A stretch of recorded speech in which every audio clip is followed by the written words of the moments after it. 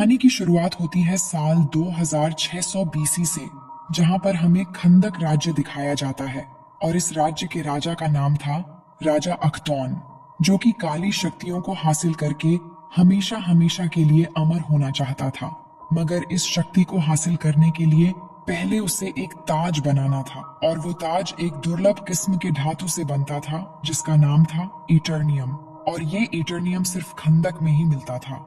अब उस धातु को पाने के लिए अख्तौन अपने राज्य के लोगों को ही गुलाम बना लेता है और पूरी प्रजा को हर जगह खुदाई का काम करवाने लगता है। अब एक दिन ऐसा आता है जब एक बूढ़े आदमी को खुदाई के दौरान वो धातु मिल जाता है, लेकिन वो शख्स किसी को इस बारे में न बताकर उसे छुपाकर भागने लगता है।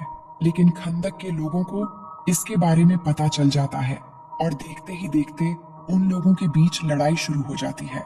मगर तभी हुरुत नाम का एक लड़का आगे आता है और कहता है कि अगर ये पत्थर हम राजा को दे देते हैं तो हमें अब किसी की गुलामी नहीं करनी पड़ेगी। उसके बाद वो जाकर राजा के एक सिपाही को वो जादुई धातु दे देता है और कहता है कि इसके बदले हमें इनाम तो दो।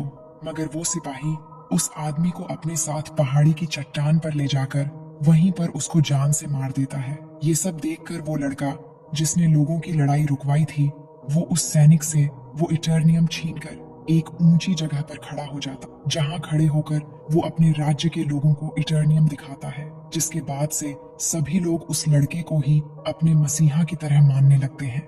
अब अगले दिन राजा के आदेश पर उस लड़के को सबके सामने जान से मारा जाना था, क्योंकि उसने राजा के खिलाफ बगावत करने की कोशिश की थी। लेकिन हुरुत अपनी जान की परवाह न करते हुए अपने लोगों के बारे में सोचता है और ऐसे ही साफ दिल वाले लोगों को पृथ्वी के रखवाले जादूगर पसंद किया करते थे। लेकिन उसकी गर्दन पर तलवार चलाने से पहले ही वो अचानक से कहीं गायब हो जाता है। दरअसल जादूगरों को उस लड़के की खासियत और अच्छाई देखकर उसे वहां से गायब करके अपने पास बुला लिया था, क्योंकि उन्हें किसी ऐसे शख्स की तलाश थी जो बुराई के खिलाफ खड़ा हो सके। और इस लड़के की बुराई के खिलाफ बगावत को देखकर सभी जादूगरों के संगठन इस लड़के को शज़ाम शब्द का उच्चारण करके उसे प्राचीन देवताओं की शक्तियों से नवाज देते हैं। और इन्हीं शक्तियों की मदद से लड़के का नाम हो जाता है सुरमा, जो आगे जाकर ब्लैक एडम कहलाएगा।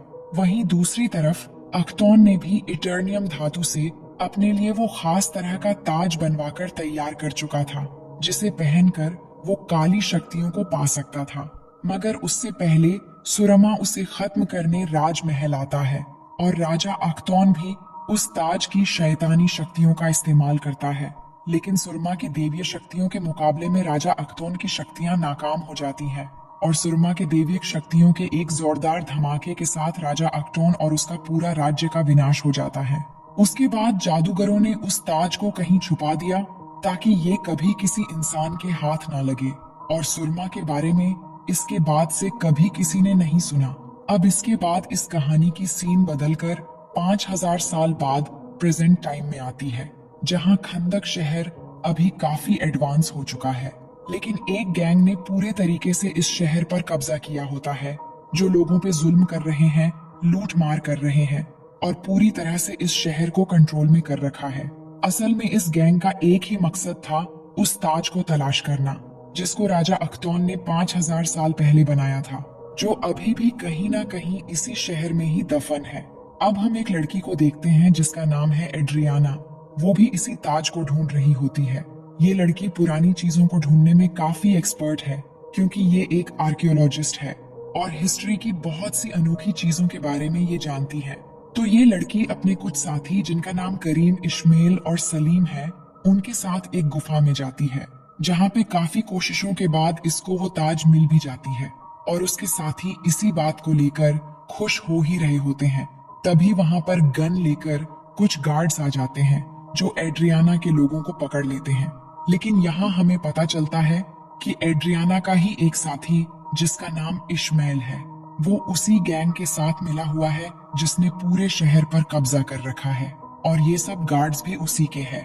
अब ये सभी गार्ड्स एड्रियाना और उसके लोगों की तरफ गन पॉइंट करते हैं और कहते हैं कि एड्रियाना, हमें तुम वो ताज दे दो।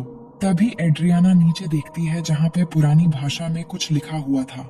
वो इस भाषा को पढ़ते हुए जोर से बोल देती है शज़ैम, जिसके बोलते ही वहां पर ब्लैक एडम जाग जाता है, जिसको 5000 साल से आज तक किसी ने नहीं देखा। इसके बाद ब्लैक एडम वहां पर आए हुए सभी गार्ड्स को मारने लगता है और एक एक को उठाकर फेंकने लगता है, और इतना मारता है कि वहां पे कोई भी नहीं बच पाता। और इश्मेल जो उन गार्ड्स के साथ मिला हुआ था, वो वहां पे मरने का नाटक करता है, इसलिए उसकी जान यहाँ पे बच जाती है। अब क्योंकि एड्रियाना ने ब्लैक एडम को फिर से जगाया होता है, इसलिए वो उसे कुछ भी नहीं करता।